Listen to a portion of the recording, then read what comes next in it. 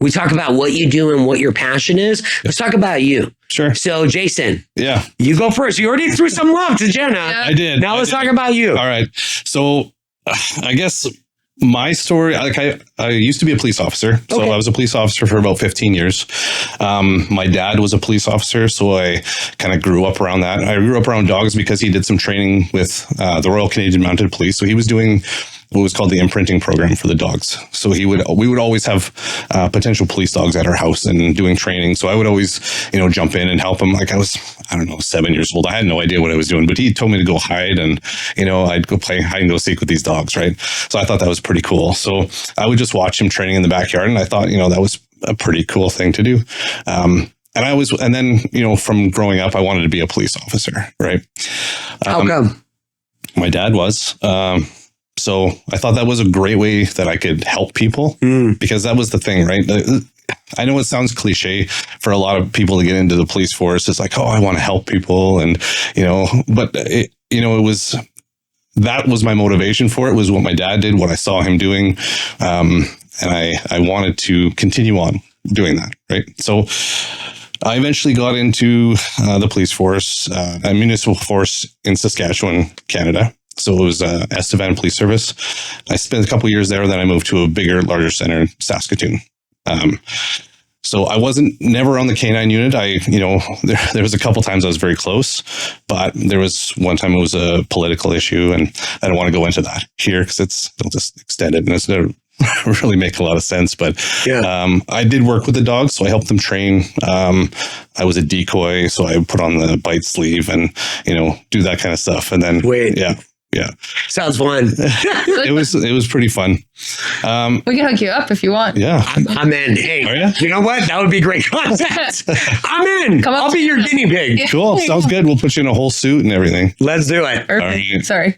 No, that's fine. So yeah, so I was there for a number of years, and in 2008, I went to a call that kind of changed my whole life trajectory, right? It put me, it's kind of a little bit difficult for me to talk about still. I ended up getting post-traumatic stress from it. I was advised not to go back to policing. So here I was a number of years later, with no support from my police agency. I had been denied workers' compensation a number of times and had to go through appeal processes. And then, long story short, for that part, I was let go by my police department because they offered me a position that wasn't in my scope of duties that I was allowed to do for medical reasons, and I denied it. So they said, okay, even though they told me they would just keep me on as an inactive employee until I got my appeal sorted out and everything like that, they just surprised me with a letter saying goodbye.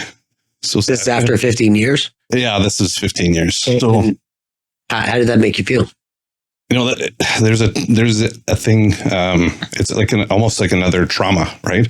It's almost worse than the regular, what happened, the incident that happened, because these are people that are supposed to have your back, right? You spend all this time training, everything. You lean on parts of the police service. Like they have critical incident stress teams where they help you through these things, which was, another thing that I was, they kind of failed me at that too. I tried to contact them a number of times. They kind of just blew me off. I never heard from anybody. So I feel like I was just kind of, their back was turned to me. Right? Abandoned. I was abandoned. Right. So it was tough. Like there's a lot of times where it was rough. Like I don't want to go into too much detail because I'll start to cry probably if I do that, because there's still so much emotion behind that, even though I've moved past it and I'm looking forward and I'm trying to look at it in a different light. But it's still like, there was times I'd sit there at home when I was, after the incident happened, when I wasn't getting any help, wasn't getting anything. I'd sit there, I'd bring my gun home from work, and it would be on the table and I'd drink a 40. Right. And just sit there and is this tonight? Tonight, they're going to be the night that it happens.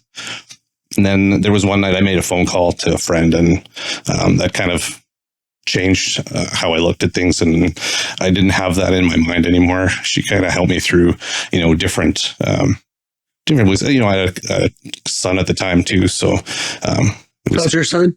He's 18 now. Okay. Yeah. So are you comfortable talking about like what was that call like?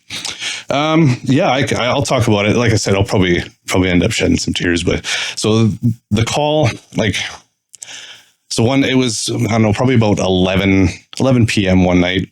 And we got this call over the radio that there was a baby not breathing. So it just so happened we were like 3 houses away from this, right? And usually we support paramedics and stuff like that for, just in case it's a crime scene or whatever, right?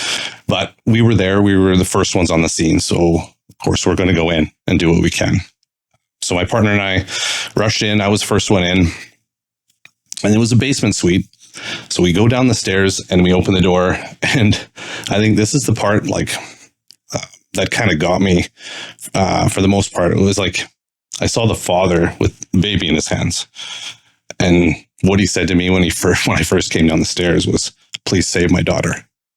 So I was like, okay. So I just jumped into action. I wasn't even thinking, right? Grabbed the child, pink onesie, probably about 6 months old. 3 months old. She was only 3 months old. So I put her on the floor, started doing CPR. I don't even know how long I did it for. I do remember my partner trying to tap me out. Like, let me go for a while. I was like, no, I got this. Because you start, I don't know if you've ever done CPR on somebody. Like I've done CPR on adults and car accidents. I've seen a lot of that kind of stuff. But this time there was I don't know if it was because the child was so small or whatever, but there'd be like these gasps, right? And you'd almost think that she's gonna come back, right? So I'm pushing, I'm trying to go, and then next thing you know, the paramedics are pulling me off, and then the paramedics and fire are there, so they're gonna take over, right? So we had to follow the ambulance and go with them to the hospital because of continuity and crime scene, all that kind of stuff, right? So we went to the hospital, and it was weird because there was no emotion really during that, because it was just something that needed to be done. It was just, you do it. And it didn't really affect me then. And then we went to the hospital and we waited, and she was pronounced dead just after midnight. So, and then, like I said, there was nothing. It was just another call, right? So, okay, all right, lunchtime, go for lunch, off to lunch before the next one hits, right? So my partner and I just had lunch. We didn't even talk about it, nothing. And then that was our last shift before we went off duty for 4, because we worked a 4-on, 4-off split. So I was off work. And then, when I got home, I was kind of going through a divorce at the time. My first wife, I have my child, he was, I think he was like 3 at the time. So I was already in a bad place. And for people that kind of understand,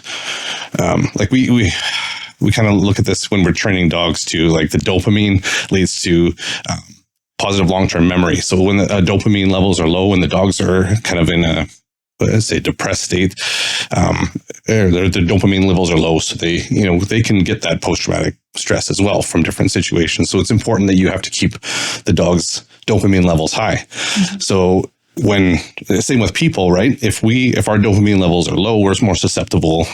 There's been studies showing that we're more susceptible to these events or the depression sort of thing, right? So I was already in a low place, and my 4 days off, I thought about it a lot.